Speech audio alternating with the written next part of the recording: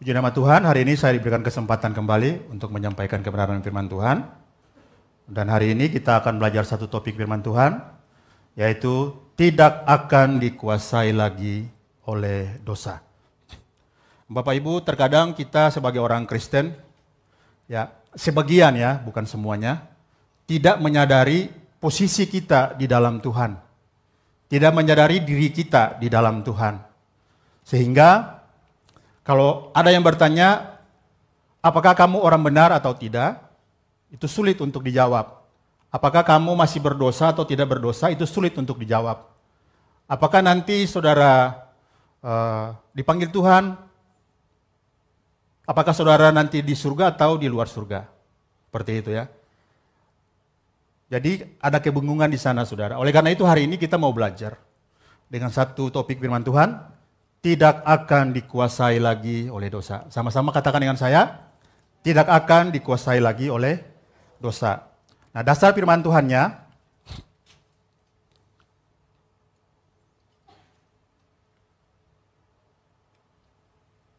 ya. Dasar firman Tuhannya kita sama-sama lihat di Roma 6 ayat 14. Sebab kamu tidak akan dikuasai lagi oleh dosa, karena kamu tidak berada di bawah hukum Taurat. Mengapa demikian? Apakah kita sudah sempurna dalam melakukan hukum-hukum Tuhan atau hukum Taurat? Atau apakah kita sudah taat dalam melakukan hukum-hukum agama atau aturan-aturan dalam gereja kita? Tentu tidak. Alkitab mengatakan bahwa karena kita tidak lagi dikuasai oleh dosa, tentu justru oleh hukum Taurat itu sendiri, saudara, yang mengikat kita. Sehingga ketika dikatakan bahwa kita tidak lagi dikuasai oleh dosa, itu berarti kita tidak lagi ada di bawah aturan. Kita tidak lagi di bawah pengaruh hukum Taurat itu sendiri. Karena apa? Karena Yesus sudah menyelamatkan kita, Yesus sudah membebaskan kita. Oleh karena itu dikatakan bahwa kamu hidup di bawah kasih karunia. Tidak lagi hidup di bawah pengaruh hukum Taurat atau aturan-aturan yang ada di dalam hukum itu sendiri, ya. Nah, kita lihat tafsiran lain.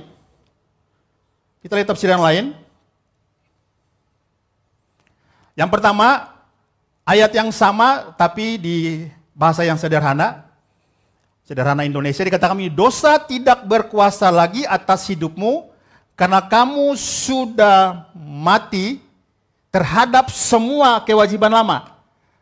Jadi bagi bangsa Israel mereka ada hidup di bawah kewajiban-kewajiban lama. Tetapi ketika Yesus datang, Yesus membebaskan kita dari kewajiban lama itu. Yesus mengambil kita keluar dari kewajiban lama itu yang selama ini mengikat kita. Ya, di ayat sebelumnya, di ayat 5 sampai 8 dikatakan begini. Mengapa kita mati terhadap dosa? Dasarnya adalah ayat 5. Sebab jika kita telah menjadi satu dengan apa yang sama dengan kematiannya, kita juga akan menjadi satu dengan apa yang sama dengan kebangkitannya. Di ayat 6, karena kita tahu bahwa manusia lama kita telah turut disalibkan, supaya tubuh dosa kita hilang kuasanya, agar jangan kita menghambakan diri lagi kepada dosa, atau kepada aturan itu, yang mengakibatkan kita tidak bisa lepas dari aturan itu. Ya. Ayat 7, sebab siapa yang telah mati, ia telah bebas dari dosa. Jadi jika kita telah mati dengan Kristus, kita percaya bahwa kita akan hidup juga dengan Dia. Jadi dasar daripada ayat ini bahwa kita, hidup lama kita sudah mati ya, terhadap semua kewajiban-kewajiban lama. Itu dasar firman-Nya adalah karena memang kita dengan iman, kita mengaminkan bahwa kematian Kristus itu juga merupakan bagian daripada kematian kita bersama-sama dengan Dia. Seperti ayat 5 tadi bahwa kita telah menjadi satu dengan apa yang sama dengan kematiannya. Dan kita telah menjadi satu dengan apa yang sama dengan kebangkitannya. Makanya penulis lagu menuliskan ini Bapak Ibu. Dia mati bagiku, Dia bangkit bagiku, Dia Tuhan, Allah penyelamatku. Kuasa maut dikalahkan, hidupku dipulihkan, Dia Tuhan, Allah kemenanganku. Jadi kita sudah mati bersama-sama dengan kematiannya, dan kita juga sudah hidup bersama-sama dengan kebangkitannya. Ya, kita mengalami kemenangan. Yang kedua, terjemahan lain, Selebord ini dia mengatakan bahwa dosa tidak akan menjadi tuanmu lagi. Jadi kalau di bahasa sehari-hari tadi, atau di terjemahan baru dikatakan tidak akan dikuasai lagi oleh dosa. Di terjemahan ini dikatakan dosa tidak menjadi tuanmu lagi. Jadi saudara, yang kedua, mengapa kita tidak akan dikuasai lagi oleh dosa? Karena dosa sudah tidak menjadi tuan kita lagi. Inilah iman kita Bapak Ibu, bahwa memang dosa tidak berkuasa lagi atas kita. Jadi dasarnya Rasul Paulus juga menjelaskan kepada jemaat di Korintus bahwa sebab kamu telah dibeli dan harganya telah lunas dibayar. Di terjemahan sehari-hari dikatakan bahwa ingatlah bahwa kamu sudah ditebus dengan harga yang sangat mahal, yaitu darah Kristus. Oleh sebab itu muliakan Allah dengan tubuhmu dan rohmu, karena tubuh dan rohmu adalah milik Allah. Jadi dasar yang kedua mengapa kita tidak akan dikuasai dosa lagi, karena kita sudah menjadi milik Allah. Kita sudah tidak lagi menjadi hamba yang lama, tuan daripada hamba yang lama, tapi menjadi tuan yang baru, yaitu Kristus. Ya, karena dengan iman kita percaya bahwa orang benar akan hidup oleh iman, yaitu di Roma 1 ayat 17. Karena tanpa iman kita tidak akan berkenan kepada Allah. Jadi dasarnya jelas saudara, kita harus beriman bahwa kita sudah dibebaskan dari dosa. Ya. Nah, sifat dosa ini Bapak Ibu adalah mengikat atau membelenggu kita, sehingga kita tidak dapat melepaskan diri daripada dosa itu. Sifat yang kedua adalah dosa itu menghisap atau menyedot kita sehingga kita tenggelam dan akan binasa. Oleh karena itu saudara, semua orang yang ada di luar Kristus jangan berharap bisa terlepas dari dosa. Karena sifat dosa itu tadi pertama, dia membelenggu kita, dia mengikat kita, dan dia menyedot kita. Semakin kita berusaha untuk keluar dari dosa, semakin kita akan sulit untuk melepaskan diri. Saudara kalau pernah pegang borgol, kalau borgol itu disangkutkan ke tangan kita, kalau kita paksa tarik, dia akan terus mengikat. Dia akan terus mengikat. Ya. Itu umpamanya dengan dosa.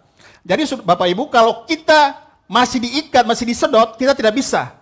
Oleh karena itu Yesus harus datang ke dalam dunia. Karena manusia tidak sanggup mengeluarkan hidupnya dari dosa, tidak sanggup untuk membebaskan diri dari dosa, makanya Yesus harus datang. Untuk apa? Untuk bisa masuk ke dalam dunia ini supaya yang terikat, Yesus melepaskan kita. Yang terbelenggu, Yesus bisa membebaskan kita. Oleh karena itu saudara, untuk melepaskan kita, dia harus dibelenggu. Dan untuk mengeluarkan kita dari alam maut, dia harus masuk ke alam maut.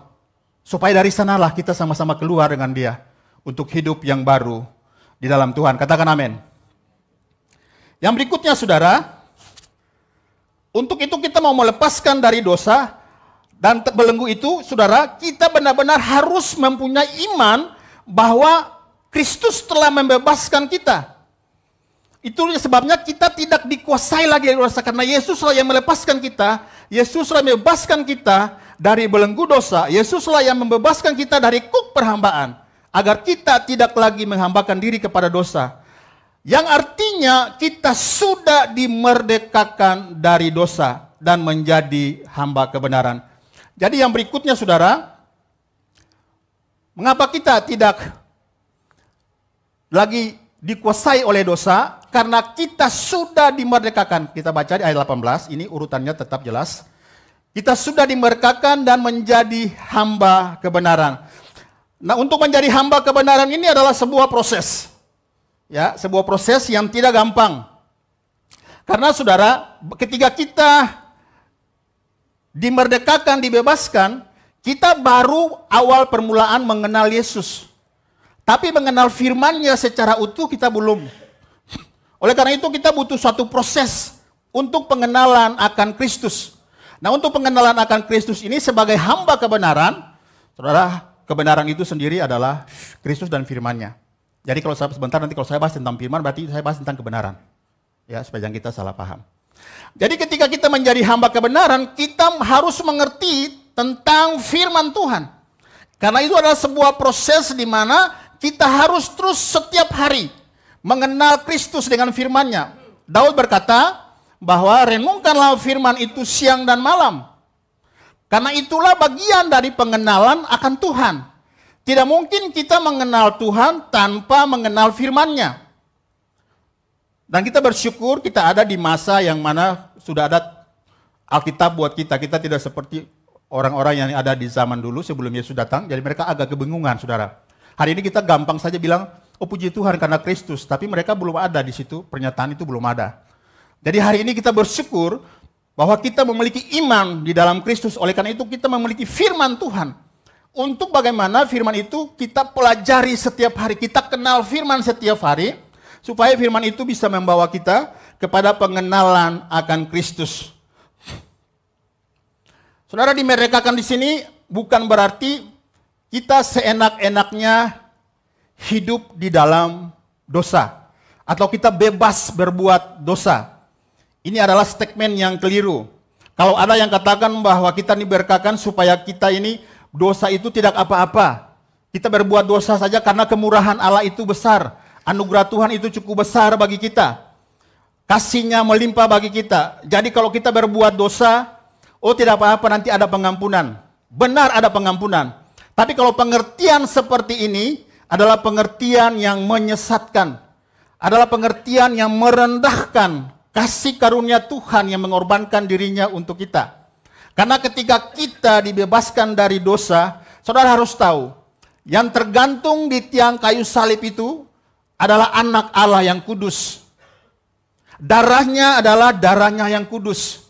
Oleh bilur-bilurnya lah kita dilepaskan karena dimerdekakan oleh Tuhan. Jadi bagaimana mungkin kita memiliki pikiran yang rendah seperti itu? Bahwa ketika kita terima Yesus, kita bebas berbuat dosa. Oleh karena itu saudara, topiknya adalah tidak akan dikuasai lagi oleh dosa. Karena memang kita sudah dimerdekakan, benar-benar merdeka dari dosa. Jadi kita sudah tidak main lagi di situasi dosa. Tapi kita menjadi hamba kebenaran itu sendiri. Kita menjadi orang-orang yang benar di dalam Kristus. Pengenalan akan firman itulah yang terus akan memerdekakan kita. Yang terus akan membawa kita kepada pengudusan. Oleh karena itu saudara, mari kita berusaha supaya ketika kita mengenal Tuhan, ada bagian yang harus kita lakukan. Karena sewaktu kita mengenal Tuhan, kebiasaan-kebiasaan lama, kebiasaan-kebiasaan dosa, itu masih mengikat jiwa kita, masih mempengaruhi perilaku kita. Jadi kita butuh disembuhkan. Saudara, jadi dimerdekakan itu pertama adalah kita butuh disembuhkan jiwanya. Karena seseorang yang ketika dia bertobat, jiwanya itu masih bisa dipengaruhi oleh dosa. Masih bisa dihanyutkan oleh dosa atau dipengaruhi terus-menerus oleh dosa. Karena apa? Kita masih hidup di dalam dunia yang jahat. Kita belum keluar saudara dari dunia ini, kita belum selesai dari dunia ini. Karena itu saudara, mari kita berusaha dengan pengenalan akan firman, supaya firman itu dapat membebaskan jiwa yang awalnya terikat oleh dosa itu. Yang kedua, kita masih ada di dalam dunia yang masih dipengaruhi oleh si jahat. Mata kita masih bisa melihat hal-hal yang jahat. Pikiran kita masih bisa memikirkan hal-hal yang jahat. Oleh karena itu, kita butuh terus pengenalan akan firman. Di Taman Getsemani, saudara, Yesus berdoa begini bagi murid-muridnya, bahwa kuduskanlah mereka dalam kebenaran. Firman-Mu adalah kebenaran. Dan aku menguduskan diriku bagi mereka, supaya mereka pun kudus dalam kebenaran. Dalam pengertian begini Bapak Ibu, ketika kita terima darah Yesus, memang kita sudah dikuduskan sepenuhnya utuh. Tapi tadi oleh pengaruh dunia, kecemaran itu masih bisa mencemari hidup kita. Masih bisa mempengaruhi jiwa kita. Masih bisa mempengaruhi akal budi kita. Masih bisa mempengaruhi karakter kita. Oleh karena itu Yesus katakan, kuduskanlah mereka dalam kebenaran. Kenapa? Karena itu berbicara bukan masalah jiwa lagi, roh lagi. Tapi berbicara mengenai jiwa. Jadi memang saudara, kalau Yesus katakan kuduskanlah mereka dalam kebenaran, bukan berarti Yesus belum menguduskan kita. Tapi dia sudah menguduskan kita. Ya, oleh darahnya, saudara. Dan oleh karena itu, dikuduskan di sini dalam arti bahwa pikiran kita, karakter kita harus terus dibaharui. Kalau di dalam Roma pasal 12 ayat 1-2, kita berubah oleh pembaharuan budimu setiap hari. Jadi pembaharuan budi. Akal budi kita ini walaupun kita sudah percaya tapi masih terus ada sugestinya. Ada sugesti dosa itu masih bisa menarik kita, mempengaruhi kita, saudara. Jadi kita harus terus mengenal firman Tuhan untuk menguduskan hidup kita, jiwa kita, dan karakter kita. Ayat 22 dikatakan begini, dan bukan mereka ini saja aku berdoa, tetapi juga untuk orang-orang yang percaya kepadaku oleh pemberitaan mereka. Doa Yesus ini bukan saja untuk murid-muridnya, tapi Yesus berdoa juga untuk kita hari ini. Supaya kita terus mengalami pengudusan jiwa itu terus hari lepas hari. Karena itulah tujuan kita menjadi hamba kebenaran. Kalau kita tujuan yang gak jelas, untuk apa kita dijadikan hamba kebenaran? Tuhan akan mempengaruhi hidup kita, Tuhan akan menolong kita, bahkan dia katakan dia berikan kuasa kepada kita untuk bisa melawan dosa itu sendiri. Oleh karena itu, saudara, jangan henti-hentinya kita mengenal firman Tuhan. Saya berharap suatu kali kelak kita akan punya jadwal untuk pembacaan firman Tuhan dalam setahun misalnya. Ya, jadi kita akan teratur sebagai jemaat Tuhan di Gereja Keluarga Kristus. Kita bisa teratur membaca firman Tuhan mulai dari perjanjian baru atau mulai dari perjanjian lama. Jadi secara teratur. Nanti ke depan saya berharap kita bisa atur seperti itu ya. Karena itu memang penting bagi kita. Kalau kita berharap ibadah ini bisa mengubah kita, kita berharap konsel bisa mengubah kita, kita berharap persekutuan doa yang kita ikut bisa mengubah kita, tidak cukup Bapak Ibu. Yang Tuhan butuhkan adalah merenungkan firman itu siang dan malam. Sehingga dapat mengubah kita. Karena ketika kita duduk di kaki Tuhan secara pribadi, Tuhan akan berbicara banyak kepada kita. Saya kasih contoh, orang yang membaca firman Tuhan dan merenungkan firman Tuhan itu sangat berbeda. Saya kasih contoh begini Bapak Ibu. Ketika kita baca firman Tuhan, orang yang membaca itu akan berbeda dengan orang yang merenungkan. Begini, Kejadian pasal 1. Pada mulanya Allah menciptakan langit dan bumi. Kalau kita baca sekilas, kita akan mendapatkan di situ, oh jadi permulaan penciptaan adalah langit dan bumi. Benar kan? Tapi kalau kita bisa merenungkan itu, pada mulanya Allah. Ini merenungkan ini Bapak Ibu. Jadi sebenarnya bukan mulanya itu penciptaan, tapi permulaan itu adalah Allah. Itu contoh merenungkan firman Tuhan. Jadi ketika kita merenungkan firman Tuhan, kita mendapatkan perkataan-perkataan Allah selain daripada logosnya, selain daripada firman yang tertulis. Jadi ada rema, ada perkataan Tuhan yang lebih dalam, lebih mempengaruhi jiwa kita, menerangkan, memberikan rahasia-rahasia daripada logos yang tertulis atau firman yang tertulis. Jadi kita memang butuh merenungkan firman Tuhan supaya ada keterikatan yang mengikat kita itu dengan firman Tuhan itu, kita bisa merdeka, kita bisa lepas, kita bisa hidup dengan gaya hidup baru, hidup dengan gaya hidup Kristus, membuang segala hal-hal yang memang hidup lama itu harus dibuang. Karena kita bukan lagi menjadi hamba dosa, tapi kita sudah menjadi hamba kebenaran. Nah itu makanya saudara kita butuh firman untuk menyembuhkan kita. Jadi saudara merdekakan dalam arti firman itu bisa menyembuhkan kita dari keterikatan-keterikatan dosa itu. Dari keterikatan-keterikatan yang membuat pikiran kita secara tidak langsung dibelenggu oleh firman itu. Yesus pernah makan bersama-sama dengan Matius pemungut cukai. Lalu datanglah orang-orang berdosa, bergabung dengan dia. Lalu Pak Aritor katakan begini kepada murid-muridnya, mengapa gurumu makan bersama-sama dengan orang berdosa? Lalu Yesus katakan begini, bukan orang baik, orang sehat yang membutuhkan dokter, tetapi orang sakitlah yang membutuhkan dokter. Jadi memang firman itu, Kristus dan firman-Nya, kebenaran itu adalah kita butuhkan untuk menyembuhkan kita. Secara jiwa, pertanyaannya, terus tubuh gimana? Saudara, tubuh itu akan dipengaruhi oleh jiwa kita. Karena kalau kita disembuhkan secara jiwa, kita akan mengalami kesembuhan tubuh. Jadi yang dimasukkan dengan disembuhkan dari sakit kita, itu bukan langsung kepada tubuh, tapi harus bertumpu kepada jiwa. Saudara kalau pergi ke rumah sakit, kalau kita sakit, saudara akan menemukan dokter katakan begini, jangan banyak pikiran ya Bu ya, supaya Ibu bisa tidur. Atau jangan banyak pikiran ya Pak, supaya Bapak bisa tenang dan bisa tidur. Karena kalau Bapak banyak pikiran, Bapak tidak bisa tenang dan tidur, dan penyakit ini akan semakin menjadi. Jadi saudara, itu bicara tentang jiwa. Ketika kita bisa tenang, karena hati yang gembira adalah obat yang manjur. Tetapi semangat yang patah itu mengeringkan hidup kita, mengeringkan tubuh kita, atau membinasakan kita, atau membuat kita menjadi masalah besar dalam hidup kita. Mati dalam pengertian secara tubuh. Nah, oleh karena itu Bapak Ibu, yang pertama, dimerdekakan itu adalah dimerdekakan jiwa kita, dimerdekakan supaya kita tidak lagi terperangkap di dalam keterikatan dosa. Yang kedua, kita dimerdekakan itu supaya kita bisa menjadi hamba kebenaran, saudara. Supaya bisa mengubah karakter kita.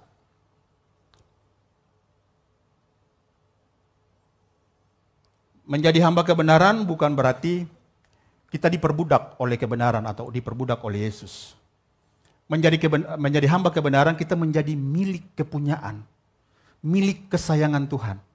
Kalau budak itu, saudara, hambanya, tuannya itu tidak merasa memiliki dia sebagai milik kepunyaannya yang disayangi.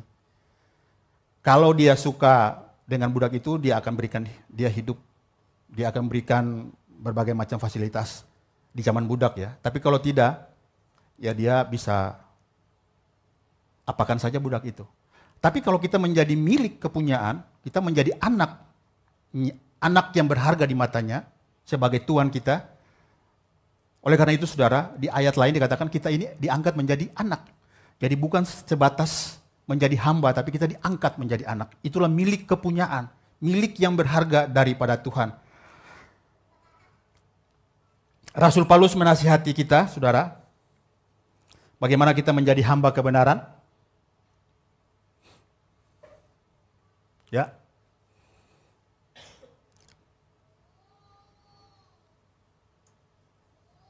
Ya. Ya. Rasul Paulus menasihati kita supaya menjadi hamba kebenaran di Efesus 4 ayat 17 dan 32. Dikatakan begini, sebab itu kukatakan dan kutegaskan ini kepadamu. Ini bicara tentang pembentukan karakter. Di dalam Tuhan, jangan hidup lagi sama seperti orang-orang yang tidak mengenal Allah, dengan pikirannya yang sia-sia dan pengertiannya yang gelap, jauh dari hidup persekutuan dengan Allah, karena kebodohan yang ada di dalam mereka, dan karena kedegilan hati mereka. Perasaan mereka telah tumpul, sehingga mereka menyerahkan diri kepada hawa nafsu, dan mengerjakannya dengan serakah segala macam kecemaran. Tetapi kamu bukan demikian, kata Rasul Paulus. Kamu telah belajar mengerti Kristus, karena kamu telah mendengar tentang Dia dan menerima pengajaran di dalam Dia, menurut kebenaran yang nyata di dalam Kristus.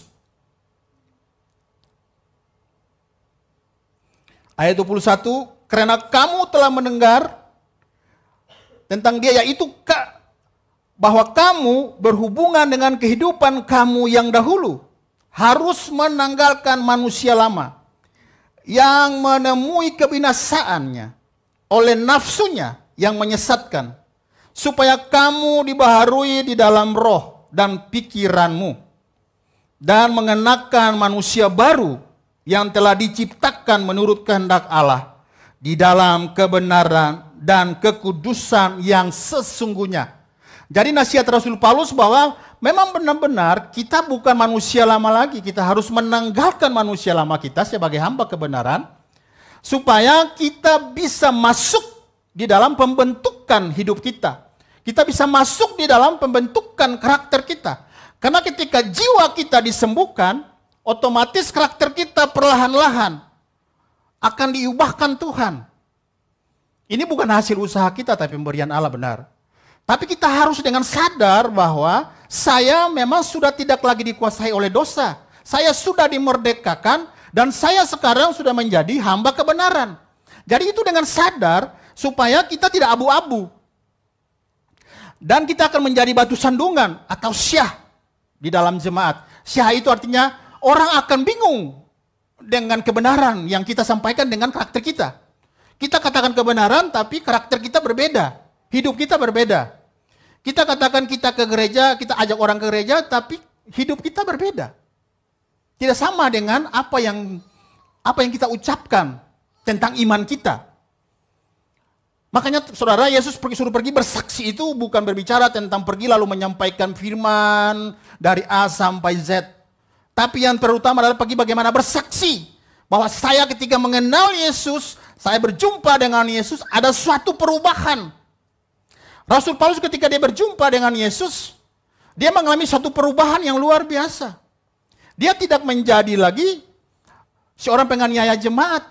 Dia tidak lagi membenci pengikut Kristus, dia tidak lagi membenci orang-orang yang ada di luar keyahudiannya. Tetapi dia melihat manusia itu sama seperti Yesus melihat manusia. Sama seperti Tuhan melihat kita. Tadinya dia beranggap bahwa kasihlah sesama manusia itu adalah mengasihi sesama Yahudi, mengasihi sesama Israel, lalu membenci orang di luar Kristus. Tapi ketika dia mengerti tentang firman Tuhan bahwa firman itu beda, mengasihi sesama itu bahwa bukan orang Yahudi saja, tetapi orang-orang di luar Yahudi juga. Ini satu perubahan yang terjadi di Rasul Paulus. Dan ini terjadi bukan serentak terjadi. Alkitab katakan kalau saudara baca di dalam Kisah Para Rasul, itu dia pergi mengasingkan dirinya di tanah Arab, saudara, 3 tahun. Dia merenungkan Taurat itu kembali. Dia kembali merenungkan Taurat itu dengan benar. Sehingga dari perenungan itu, dia memiliki satu pengertian. Kalau saudara baca di kitab Roma, itulah kitab teologi Paulus yang paling dahsyat dan luar biasa. Kalau saudara bisa mengerti tentang kitab Roma, itu saudara sudah luar biasa dalam mengerti tentang kasih karunia. Karena itulah satu perenungan yang luar biasa ketika dia bertemu dengan Yesus. Lalu dia merenungkan Taurat itu kembali selama 3 tahun. Dia berdiam diri. Makanya tadi saya katakan bahwa ibadah ini tidak cukup, komsel tidak cukup, persekutuan doa tidak cukup. Karena Tuhan membutuhkan pribadi kita datang, supaya dia mau berbicara secara pribadi dengan kita. Kita datang ibadah palingan nyanyi 2 lagu, 3 lagu, kita dengar firman, pulang lupa semuanya. Tapi kalau kita merenungkan firman itu secara pribadi, waktu kita berikan secara pribadi, Tuhan akan lebih lagi menjelaskan firman Tuhan itu seperti Rasul Paulus. Dan ini yang Tuhan mau supaya dari kesembuhan jiwa itu bisa menyembuhkan, menyempurnakan karakter kita menjadi orang yang benar. Di ayatnya yang ke-25 di Efesus tadi saudara, Efesus pasal 4. Saya baca lagi ayat 25, ini pengajaran jadi saya tidak usah menjelaskan. Ini adalah nasihat-nasihat Rasul Paulus. Kita harus belajar berkata benar seorang kepada yang lain. Saya potong-potong aja, saya ambil intinya. Kalau marah, jangan sampai matahari terbenam. Jangan memberikan kesempatan kepada iblis. Ayat 28 saya singkatin lagi. Belajar bekerja. Orang yang tadi biasanya kerjanya hanya sang cipa dan sebagainya. Terus Paulus katakan, belajar bekerja. Dan melakukan pekerjaan yang baik dengan tanganmu sendiri. Pakailah perkataan yang baik untuk membangun. Jangan mendukakan lagi Roh Kudus. Segala kepahitan, kemarahan, kegeraman, pertikaian, dan fitnah, kejahatan, hendaklah dibuang dari antara kamu. Hendaklah kamu ramah seorang terhadap yang lain dan saling mengampuni. Ini berbicara tentang karakter yang baru. Ini berbicara tentang satu perubahan. Dari yang tidak bisa menjadi bisa. Jadi kalau orang katakan bahwa di dalam Yesus itu kita tidak bisa jadi benar. Saudara, kita sudah dibenarkan. Justru kebenaran itu sudah dalam kita. Sekali lagi saya tadi katakan bahwa kebenaran itu adalah Kristus dan firman-Nya. Jadi Kristus sudah ada lewat Roh Kudus. Karena itu rohnya juga. Dia sudah ada di dalam kita, kebenaran itu. Oleh karena itu firman-Nya itu kita harus penuhi hidup kita dengan firman. Supaya firman yang memenuhi kita itu bisa mengubah karakter kita. Yang dimasukkan dengan Rasul Paulus di sini. Jadi tujuan dari pembentukan karakter ialah menuju kepada kesempurnaan. Ya, mungkin saya agak berbeda nih, dan saya mau mengatakan hal yang berbeda dengan apa yang pernah kita dengar selama ini, supaya saudara kita tidak salah dalam memposisikan diri sebagai orang benar di dalam Kristus. Jadi tujuan dari pembentukan karakter, tujuan dari pengenalan akan firman itu adalah untuk menuju kepada kesempurnaan Kristus. Kita baca. Ya. Yang pertama, karena kasih Allah sempurna di dalam kita. Jadi mengapa kita menuju kepada kesempurnaan Kristus? Karena kasih Allah sempurna di dalam kita. Jadi yang pertama, kita bisa menuju kepada kesempurnaan Kristus karena kasih Allah itu ada di dalam kita. Di 1 Yohanes 2 ayat 5, tetapi barang siapa menurut firman-Nya, di dalam orang itu sungguh sudah sempurna kasih Allah. Dengan itulah kita tahu bahwa kita ada di dalam Dia. Jadi kita bisa menuju kepada kesempurnaan Kristus karena kasih Allah itu sudah ada. Kita sudah rasakan, kita sudah nikmati, kita sudah terima dengan sempurna. Kita sudah terima semua kasih Allah, kita sudah terima semua pengorbanan Allah. Kemarin Pak Petrus katakan tentang pengorbanan itu luar biasa. Bahwa tidak mungkin saudara, ada hal-hal yang baik tanpa ada pengorbanan. Kita ada hari ini karena ada pengorbanan. Dan oleh karena itu, karena kasih dan pengorbanan Tuhan itulah sudah kita rasakan, sudah kita nikmati, sehingga saudara, kita bisa menuju kepada kesempurnaan Kristus. Itu yang pertama.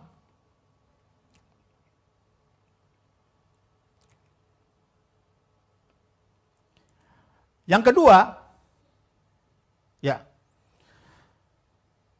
mengembalikan kita kepada gambarnya. Kalau saudara baca di Kejadian pasal pertama, kita diciptakan serupa dan segambar dengan Allah. Namun karena dosa, gambar Allah itu menjadi rusak. Dan sampai hari ini orang yang masih ada di dalam dosa yang belum mengenal Yesus tetap rusak. Tidak bisa dengan pengertian-pengertian yang sekarang bahwa oh di luar Kristus orang baik itu bisa diselamatkan. Pertanyaannya, kalau kita baca pasal Roma pasal 3, bahwa tidak ada yang baik, tidak ada yang benar, tidak ada yang adil. Bagi mereka di luar Kristus itu tidak ada kebenaran itu, tidak ada keadilan itu. Mulut mereka semua penuh dengan dusta. Lalu mereka memakai ayat ini untuk membenarkan bahwa tidak bisa kita sempurna.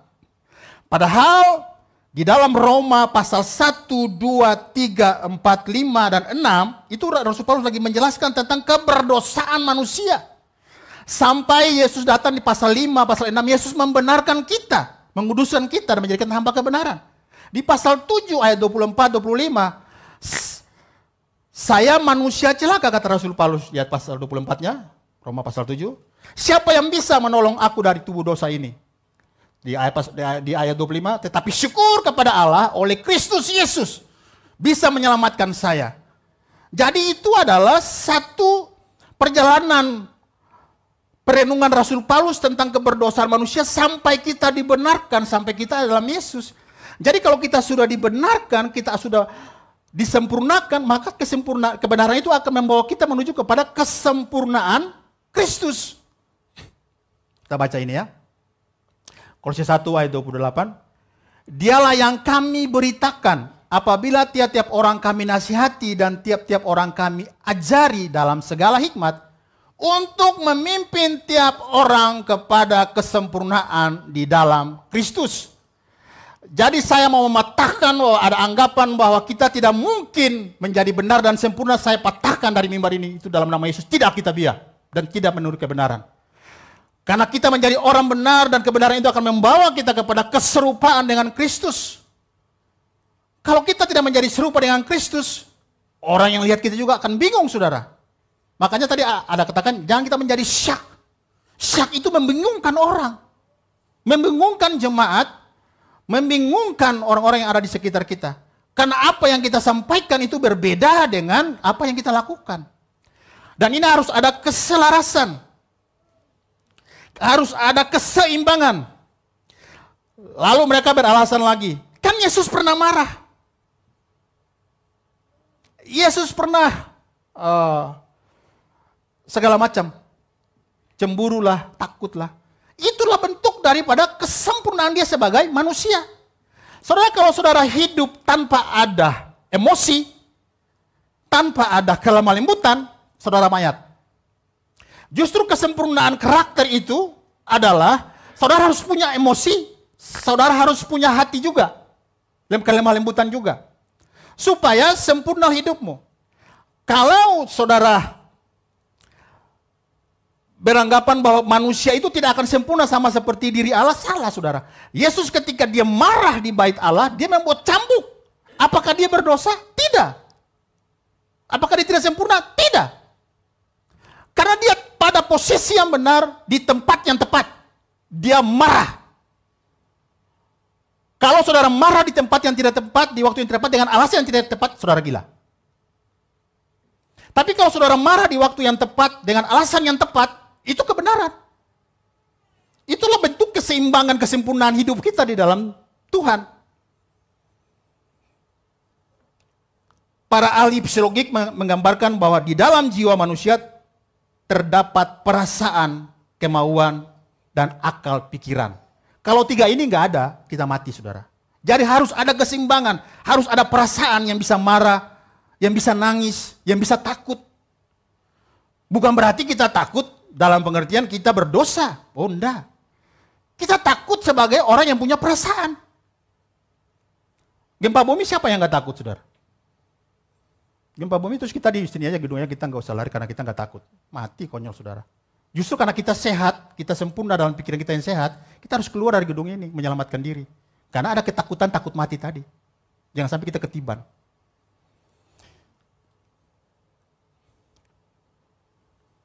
Kita diajarkan supaya tinggi kelembutan, kalau yang ikutin pria sejati, yang sudah pernah ikut pria sejati, atau kalau ada kelas-kelas lain, yang hampir mirip-mirip dengan pria sejati itu. Kita diajarkan di sana begini. Supaya tinggi kelembutan dan juga tinggi ketegasan. Sangat berbahaya jikalau tinggi kelembutan, lemah ketegasan. Mengapa? Karena kalau kita mendidik keluarga kita, anak-anak kita dengan hanya tinggi kelembutan tapi lemah ketegasan, maka kita tidak bisa membedakan, atau anak-anak itu tidak bisa membedakan baik dan buruk itu seperti apa. Karena lembut aja terus. Gak pernah ada menegur, gak pernah dimarahin anak itu terus, pokoknya disayang aja terus. Anak itu tidak akan mengerti. Yang berikutnya, akan berbahaya juga kalau tinggi ketegasan, lembah kelembutan. Membentuk karakter yang kasar. Kalau kita memiliki cara hidup yang seperti itu, kalau hanya tinggi ketegasan tapi lemah kelembutan, maka kita akan membentuk karakter yang kasar kepada orang-orang yang kita bina, keluarga kita, anak-anak kita. Jadi harus seimbang, harus ada tinggi dalam kelembutan dan juga tinggi dalam ketegasan. Oleh karena itu kita patut menegur, memarahi seseorang atau keluarga kita atau orang-orang yang ada di bawah kita atau orang-orang di sekitar kita. Supaya mereka bisa mengerti tentang arti kehidupan yang sebenarnya. Jadi saudara, mulai dari hari ini, saya mau mengatakan bagi kita semua di tempat ini, harus ada keseimbangan hidup. Kalau tidak ada keseimbangan hidup, maka saudara tidak sempurna. Saudara harus memiliki emosi, saudara harus memiliki perasaan dan pikiran. Itulah bentuk daripada kesempurnaan kita di dalam Tuhan. Karena itulah bentuk kesempurnaan Kristus ketika dia ada di dunia ini. Dia pernah rasa takut ketika dia berhadapan dengan penyaliban. Dia pernah marah ketika dia berhadapan dengan orang-orang yang mencemari bait Allah. Jadi hari ini saudara, saya mau katakan bahwa ketika kita mengerti kebenaran itu, sebagai hamba kebenaran, kita akan dimerdekakan, lalu kita akan dibentuk jiwa dan karakter kita, sehingga kita menuju kepada satu kesempurnaan yang lengkap di dalam Tuhan. Oleh karena itu, dari tempat ini saya mau mengatakan, kita menuju kepada kesempurnaan Kristus. Pertanyaannya, lambat atau cepat itu terserah pribadi masing-masing. Tuhan Yesus memberkati.